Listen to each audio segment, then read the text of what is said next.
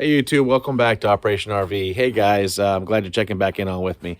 Back here we do have a hole that's existing here. That's what houses my blower motor for my heater. So if you'd like to follow along and see how I actually restored mine and installed it, stick around. All right, so for those of the trucks out there that had the factory air installed, this is the difficult part. So this is what kind of sets above the actual heater here in the truck, and so it kind of gave me a headache to remove it. What I had to do literally is take off the glove box door and push this up to pull this out from underneath the dash. So what I have real quick, what I needed to show you is you're going to take these 3 bolts out. 1, 2, and 3. Okay, go ahead and remove those. You want to disconnect your ground and then also the power wire to the blower motor. Come around into the cab. You also want to remove your vent cables from the box, and of course, like I said, mine had the factory air, so I had to remove that along with the glove box lid. And when I lifted the factory air up, then I was able to pull out the actual heater housing. So there's where the heater core set, which I'm trying to go ahead and replace because it was extremely bad and truck needs some heat. So what I also have over here momentarily is some restoration that I'm trying to do as well. All right, so that's the shroud for the heater part. What I want to kind of go over to do and to kind of explain what I did. The motor does work pretty well. I went ahead and took off the actual blower motor fan blades, cleaned it out really nice. And what I had to do is I used my skill saw to go ahead and pop these rivets off the back of this plate. Inside here there was rat's nests and everything else, which I went ahead and cleaned out thoroughly with soap and water and hit it up with a good scrub brush. So what's really neat about these is on the back side here where your cables hook up to are your actual flaps. So your motor sets here, and when you have this flap right here, let me go ahead and change it so I can show you. Like this, and it's pushing air through, that'll actually push the air down to your feet, okay? And then when you turn this way, like that, it'll then go up to the actual cabin to defrost. And this one right here that turns open, your resistor sets in there, and that's kind of what gets all the heat.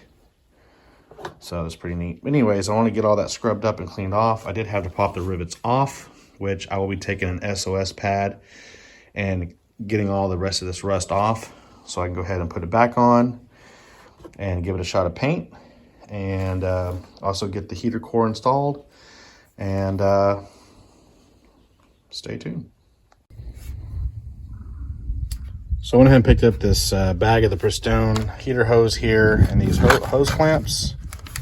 There's the sizes there: 5/8, 6 feet long, 3/8 by 7/8, and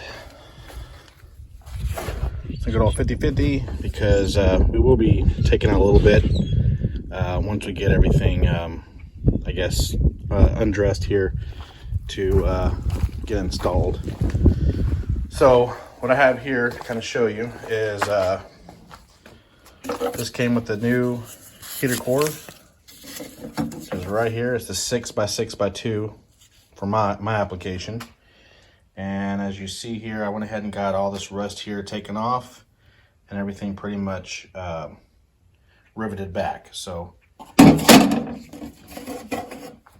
hang tight. We'll be back. Alright, so we got it all finished up. Went ahead and, like I mentioned, sanded or used steel wool and brought down that rust on that back plate on the inside of the heater box. Went ahead and hit it with the rust protection black gloss, and got her installed and got the hoses all hooked up here. This one, the top one's the intake, and this one's the bottom one there. Went ahead and put the rest of it with 50/50 antifreeze and top the rest off with the steel. You know, it is Texas, so it doesn't get too cold around here. So no bad comments on the distilled water as far as being more than the antifreeze itself. So let's go ahead and turn her on. I'll go ahead and show you back there. There's my defroster. Go ahead and kick it on. And it's on high right now. And I'm still at 130, not 140-ish. It's still not at complete operating temperature, which I got a 180 thermostat. But guys, I will tell you, off camera, already putting this on here on defrost, it was a big deal already. So defrost, just to give you an idea, get some paper here. So it's great, guys. Got that on high, as you can tell there. It's going pretty steady. And then I'll go ahead and put it down to the feet.